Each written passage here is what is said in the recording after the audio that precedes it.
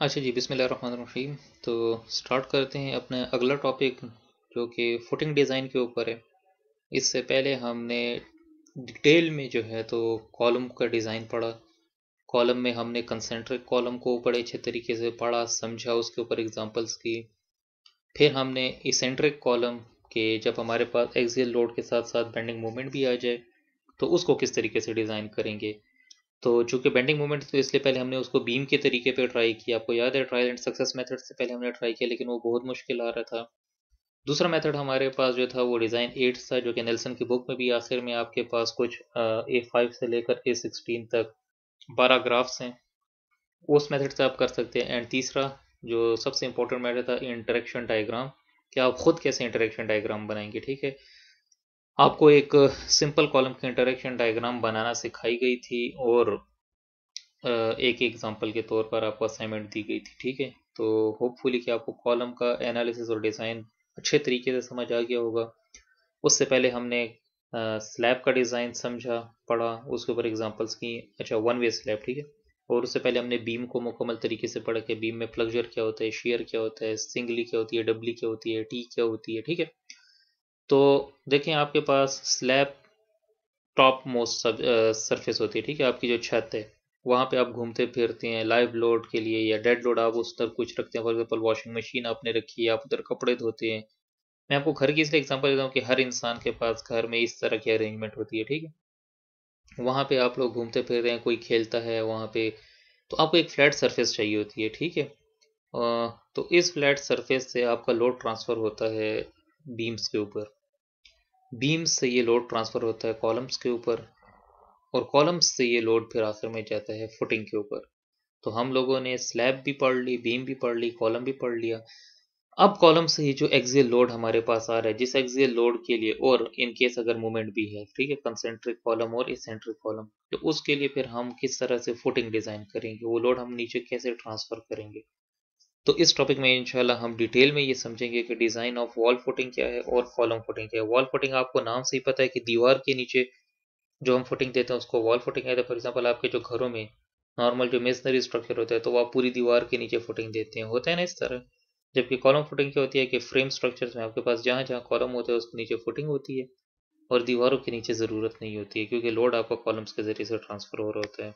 तो स्टार्ट करते हैं अपने टॉपिक को। ये हमारे कंटेंट्स हैं। First of all introduction, foundation है क्या चीज़, टाइप्स उसकी, वॉल फुटिंग फिर क्या है, general ACI recommendation, design procedure और उसके ऊपर एग्जांपल। ठीक है, और दूसरा है कॉलम फुटिंग या आइसोलेटेड फुटिंग। अच्छा, कॉलम में आपके पास फिर मुख्तलिफ फुटिंग्स आती हैं जिसमें दो कॉलम्स हों, जिसमें चार पाँच छः ज़्यादा कॉलम्स हों। ठीक है, लेकिन यहाँ पे हम सिर्फ आइसोलेटेड फुटिंग पढ़ेंगे, वो फुटिंग है जिसके ऊपर एक कॉलम रेस्ट कर रहा हो। सही बात है, ये PRC 1 है, यहाँ पे हम सिंपल चीज़ों को ही प्रेफर करेंगे। ठीक है, तो उसके बारे में जनरल डिस्कशन, इसी की रिकमेंडेशन क्या, उसका डिज़ाइन प्रोसीजर क्या हो, उसके ऊपर एग्जांपल्स करेंगे। ठीक है,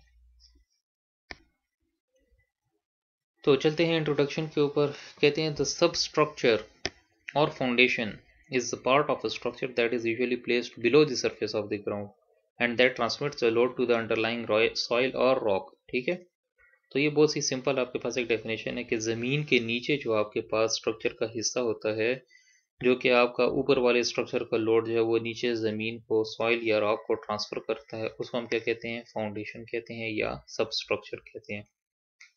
Function of a foundation is to transfer the substructural loads from a building safely into the ground। ठीक है, उसका मकसद क्या है फाउंडेशन का, लोड ट्रांसफर करना, कहाँ से, बिल्डिंग से ग्राउंड को।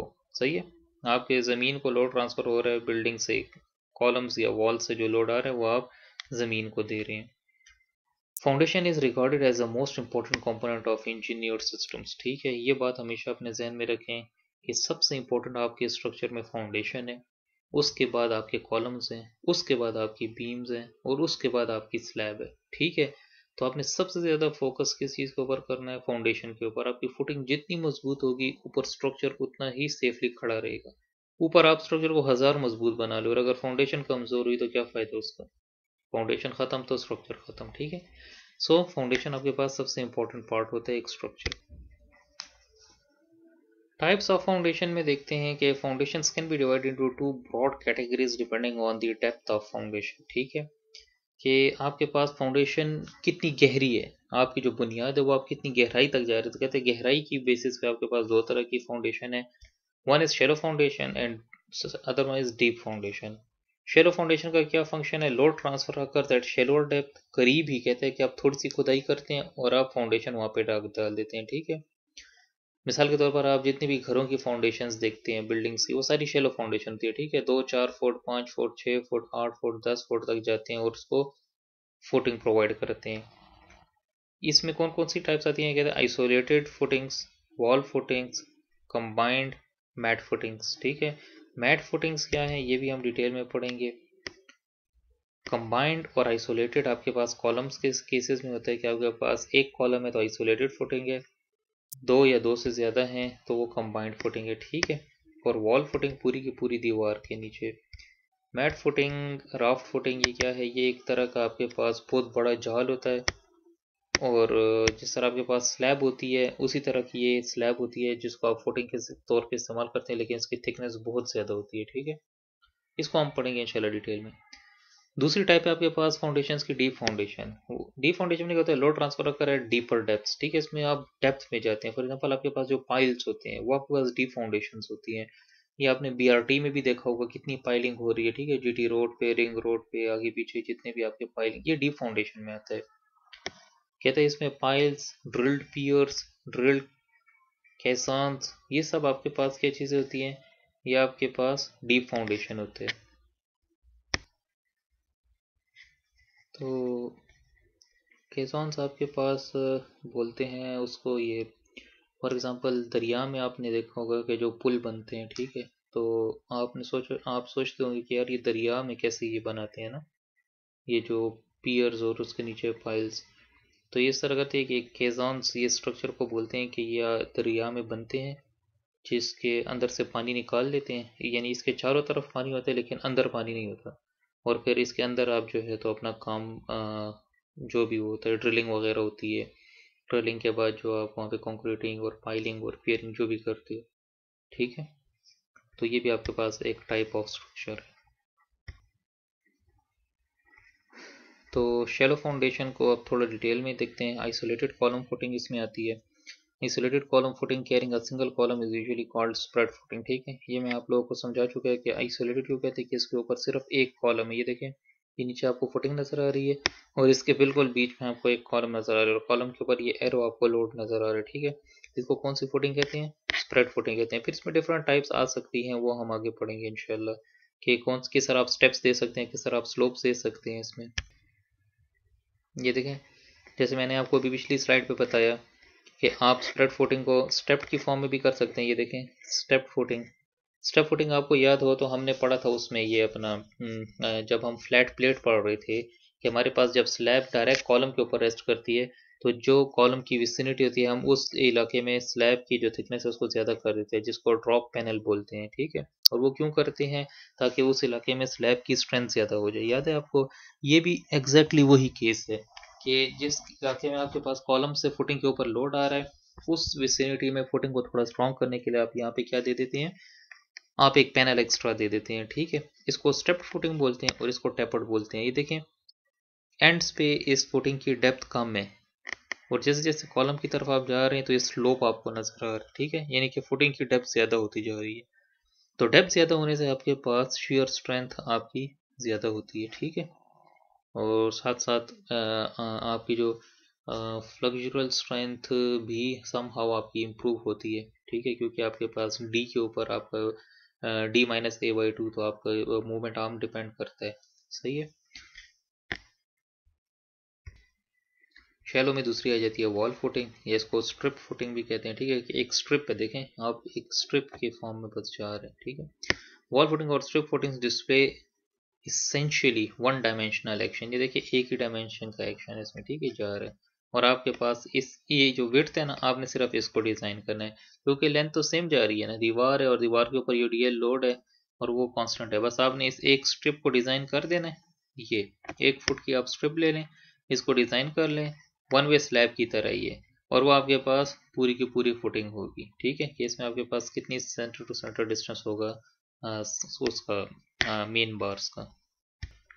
तीसरी आपके पास है कंबाइंड फुटिंग। तो ये भी मैं आपको पहले समझा चुका हूँ। कंबाइंड फुटिंग में देखें, ये आपके पास दो कॉलम्स इस एक फुटिंग के ऊपर है।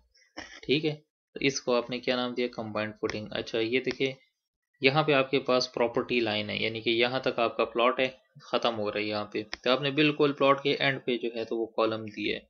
अब कॉलम के तो चारों तरफ फुटिंग होती है ना, तो इस कॉलम के देखें 1 2 3 तरफ फुटिंग है। ठीक है, तो वो चौथी तरफ को फिर बचाने के लिए फिर आप ऐसी अरेंजमेंट करते हो कि ये फुटिंग को एक्सटेंड करके और इस कॉलम के लोड की मदद से आप इसको बैलेंस करते हो कि दूसरी तरफ ये पलट ना जाए। ठीक है, ओवरटर्न ना हो जाए। So a combined footing is a type of footing supporting two or more than two columns. There are two common configuration of combined footing. पहली क्या है, टू कॉलम फुटिंग। ये देखें, ये आपके पास कंबाइंड फुटिंग की पहली फॉर्म है। ठीक है, two column footing. Such a footing is often used when one column is close to a property line. ठीक है, तो ये प्रॉपर्टी लाइन के करीब है, आप फुटिंग उस तरफ नहीं दे सकते, तो आप इसकी फुटिंग को कंटिन्यू करते हो और इसके लोड के साथ उसको काउंटर करते हो, बैलेंस करते हो। ये आपके पास एक तरह की कंबाइंड फुटिंग है। दूसरी तरह की कंबाइंड फुटिंग क्या है, कॉलम स्ट्रिप और मल्टीपल कॉलम फुटिंग। अब इसमें देखें आपके पास लाइन से कॉलम्स हैं। ठीक है, और कंबाइंड फुटिंग में also be used if the space between adjoining isolated footings is small. मिसाल के तौर पर आपके पास ये फुटिंग है, ये कॉलम है और इसकी फुटिंग इधर तक आ रही है। ठीक है, आपने डिजाइन की, दूसरी की फुटिंग इधर तक आ रही है और इन दोनों के दरमियान बहुत कम फासला है। सिमिलरली इसकी और इसकी अपनी अपनी फुटिंग के दरमियान फासला बहुत कम है।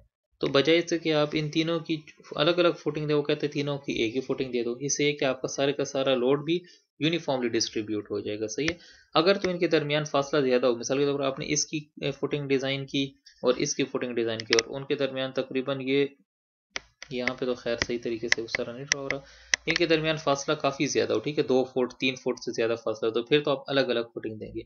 लेकिन अगर वो करीब करीब है, 1 फुट का फासला रह गया है, तो आप क्या करेंगे, इन सबको एक ही फुटिंग बना देंगे, ताकि आपके पास इतना खर्चा इतना ज़्यादा नहीं होगा, मटेरियल इतना ज़्यादा यूज़ नहीं होगा। लेकिन ऑन द अदर हैंड आपके पास कंटिन्यूटी आ जाएगी, लोड डिस्ट्रीब्यूशन बहुत अच्छे तरीके से हो जाएगी। चौथी टाइप है मैट फुटिंग। ये मैंने आपको वहाँ पे कहा था कि हम डिटेल में पढ़ेंगे, तो देख लें यहाँ पे। मैट और राफ्ट, इसको राफ्ट भी बोलते हैं। ठीक है, foundation transfer the load from all the columns in a building to the underlying soil.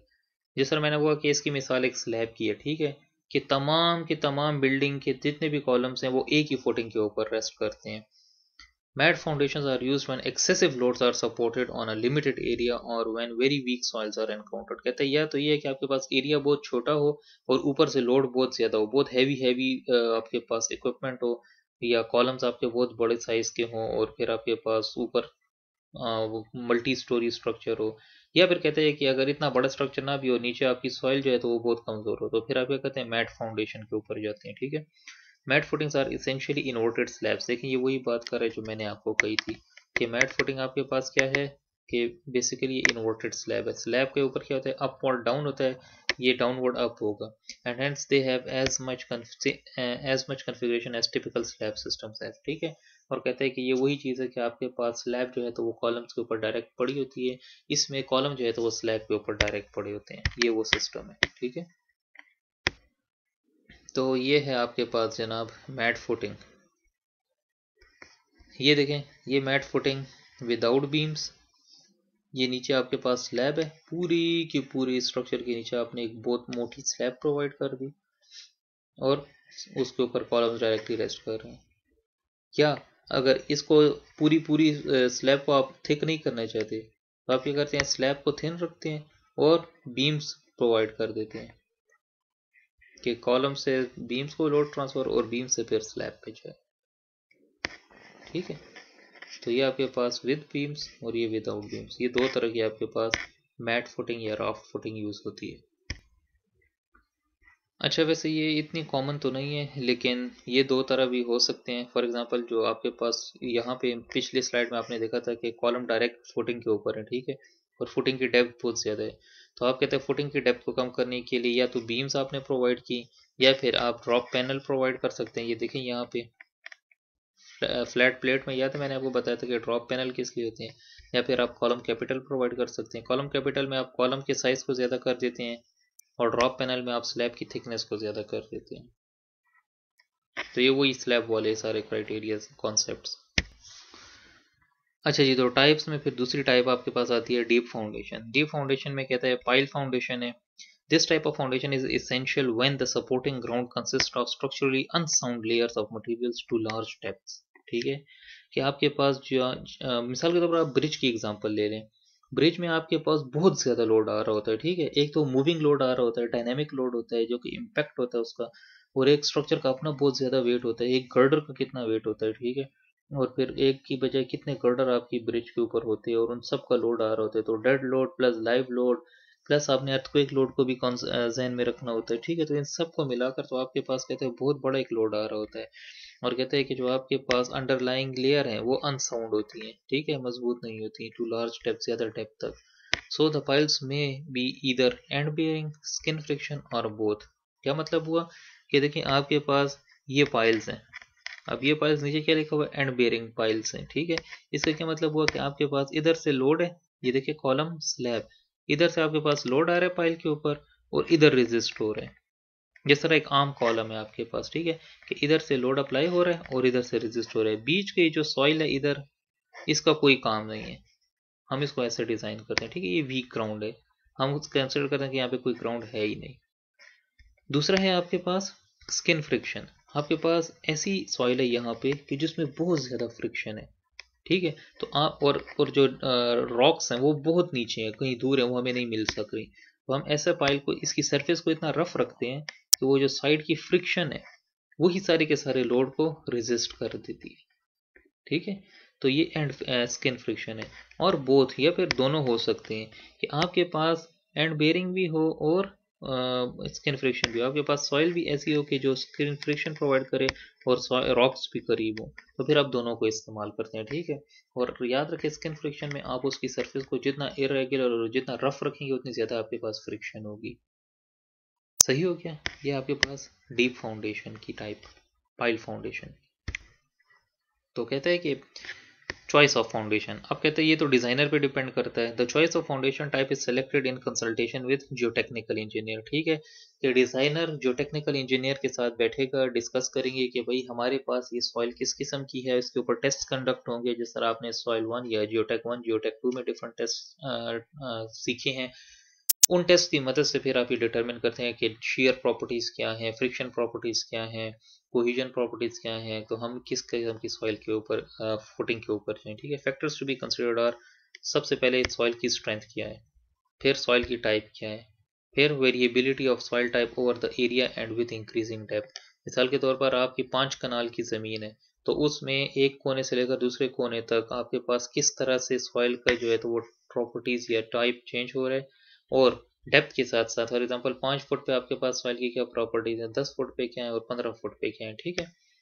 Susceptibility of the soil and the building to deflections, ठीक है, कहते हैं कि आपके पास सॉइल और बिल्डिंग की सस्केप्टिबिलिटी क्या है डिफ्लेक्शन के अगेंस्ट, एंड कंस्ट्रक्शन मेथड कि आप किस कंस्ट्रक्शन मेथड को अडॉप्ट कर रहे हैं। तो कहते हैं कि इन सारे फैक्टर्स को जहन में रख के आपने जो है तो वो सॉइल फाउंडेशन टाइप सेलेक्ट कर दी, ठीक है।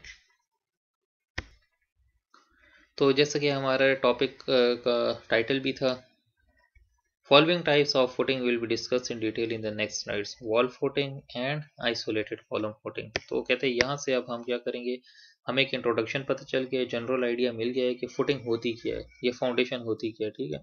अब हम दो चीज़ों को टच करेंगे, एक वॉल फुटिंग और एक आइसोलेटेड कॉलम फुटिंग, ठीक है। Combined footing, mat footing, raft footing, pile footing, इन चीज़ों को हम टच नहीं करेंगे। तो पहले ही हमारे पास है वॉल फुटिंग, ठीक है। तो देखते हैं कि वॉल फुटिंग क्या चीज़ है।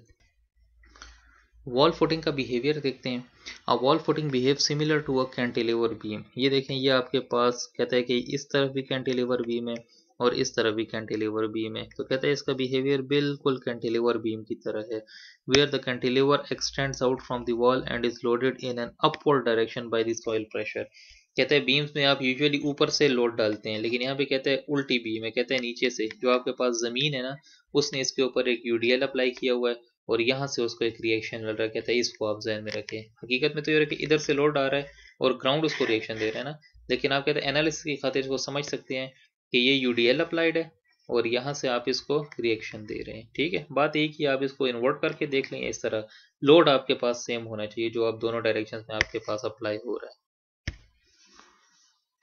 The wall footing has bending in only one direction. तो जैसे मैंने आपको इसके इंट्रोडक्शन में बताया था कि देखें वॉल फुटिंग की एक ही डायरेक्शन में बेंडिंग हो रही है। ठीक है, ये जो इसकी शॉर्ट डायरेक्शन है कहता है इसी में इसकी बेंडिंग हो रही है।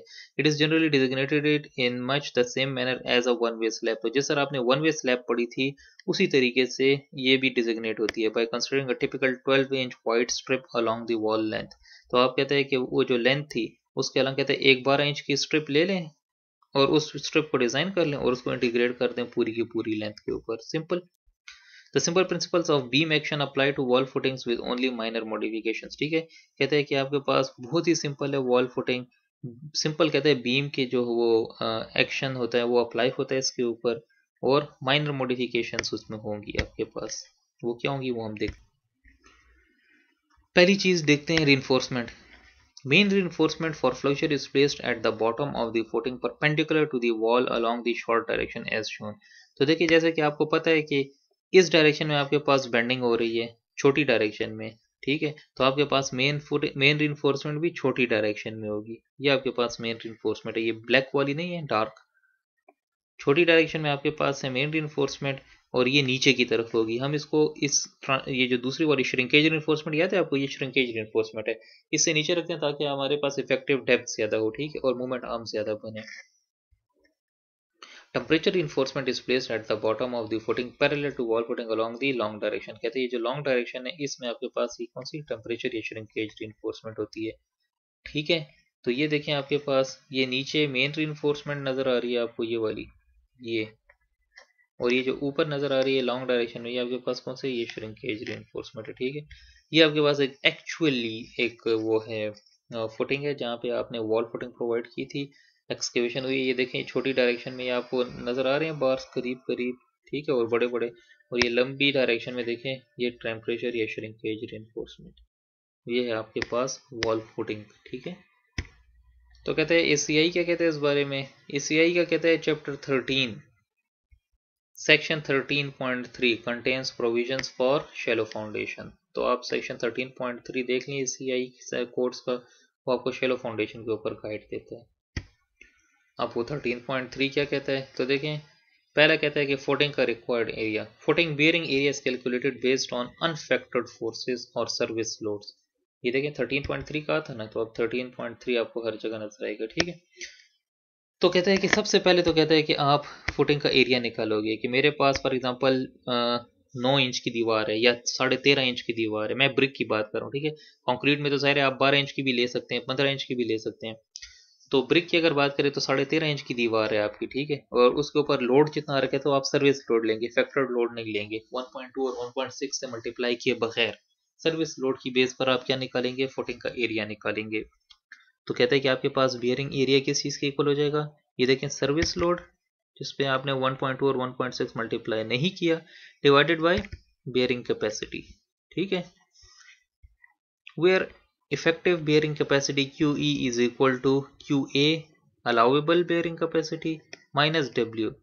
ठीक है, अब W क्या चीज़ है, कहते हैं W क्या है, weight of fill plus weight of concrete, कि फुटिंग का अपना वेट और उसके ऊपर आपने जितनी मट्टी डाली है उसका वेट, उसको कहते हैं अलाउेबल बेयरिंग कैपेसिटी में से माइनस कर देंगे तो आपके पास इफेक्टिव बेयरिंग कैपेसिटी आ जाएगी। इस इफेक्टिव बेयरिंग कैपेसिटी के ऊपर कहते हैं कि आप सर्विस लोड डिवाइड करो तो आपके पास एरिया आ जाएगा। ये हम आगे एग्जांपल करेंगे तो आपको अच्छे से समझ आ जाएगी, आप अभी अभी से इस पे कंफ्यूज मत हो। ठीक है, फिर कहते हैं कि आपके पास एरिया आ जाएगा तो फिर आप क्या करेंगे, बियरिंग प्रेशर फाइंड करेंगे फुटिंग के ऊपर। ठीक है, तो बियरिंग प्रेशर QU क्या होगा, फैक्टर्ड लोड। देखें यहाँ पे आपने सर्विस लोड यूज किया, ये चीजों को मिक्स नहीं करना। ठीक है, एरिया कैलकुलेट करने के लिए सर्विस लोड और प्रेशर कैलकुलेट करने के लिए फैक्टर्ड लोड डिवाइडेड बाय ये जो एरिया अभी आपने निकाला है। ठीक है, तो ये area factored load divide by area, तो ये आपके पास क्या आ जाएगा, बियरिंग प्रेशर आ जाएगा।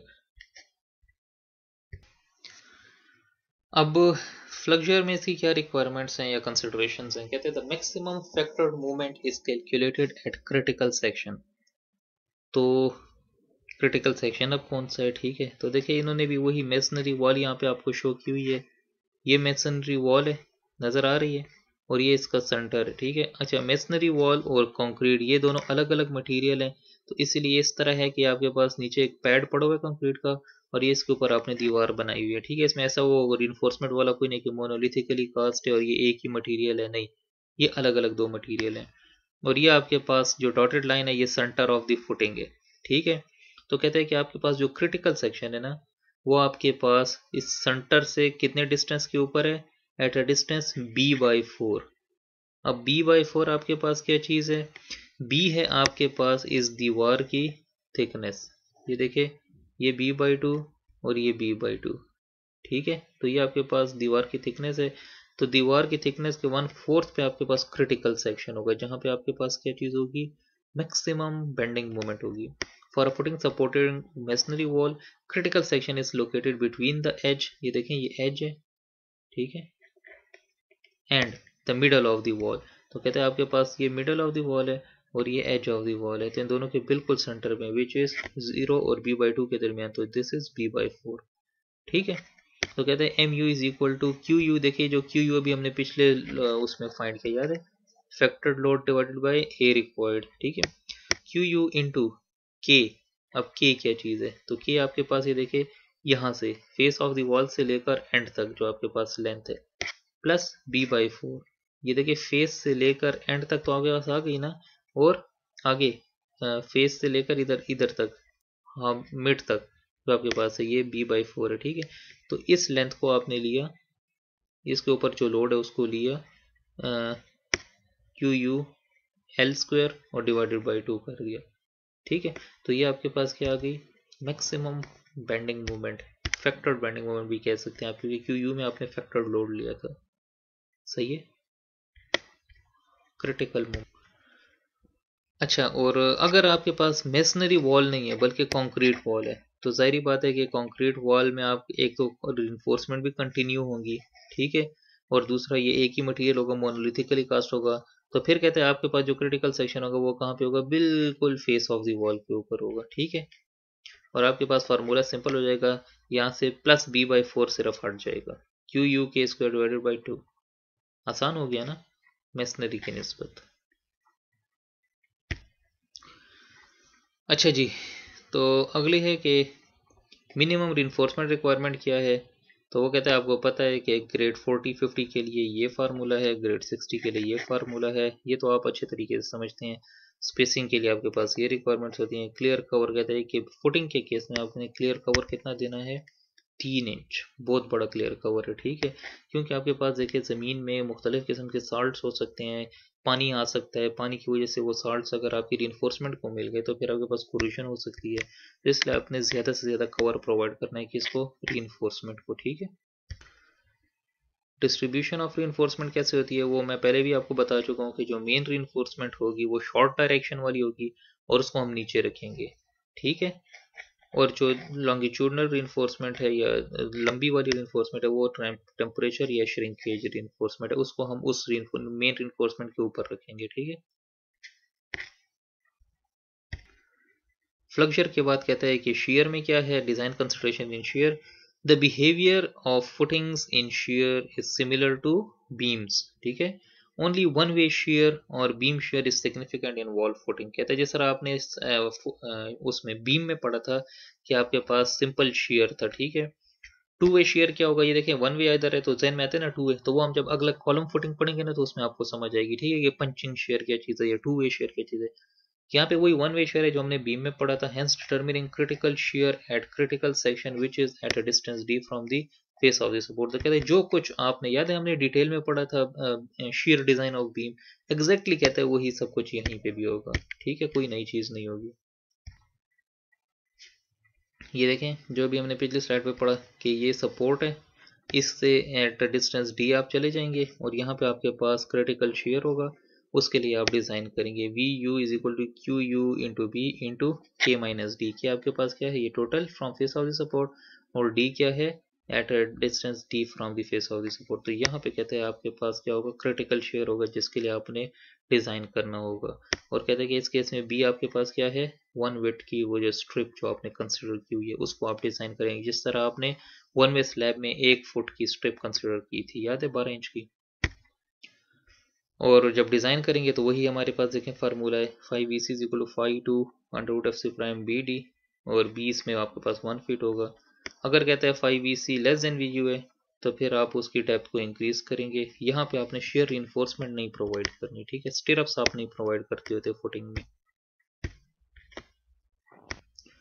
तो ये सारा कॉन्सेप्ट था वॉल फुटिंग का, एक जनरल डिस्कशन भी थी। इसके बाद अगली वीडियो में हम स्टार्ट करते हैं डिज़ाइन स्टेप्स के, हमारे पास वॉल फुटिंग में कौन कौन से डिज़ाइन स्टेप्स हैं, और फिर उसके ऊपर एक एग्जांपल करेंगे, ठीक है। तो अगली वीडियो में इंशाल्लाह आपकी डिज़ाइन एग्जांपल आ जाएगी वॉल फुटिंग की। सही है जी।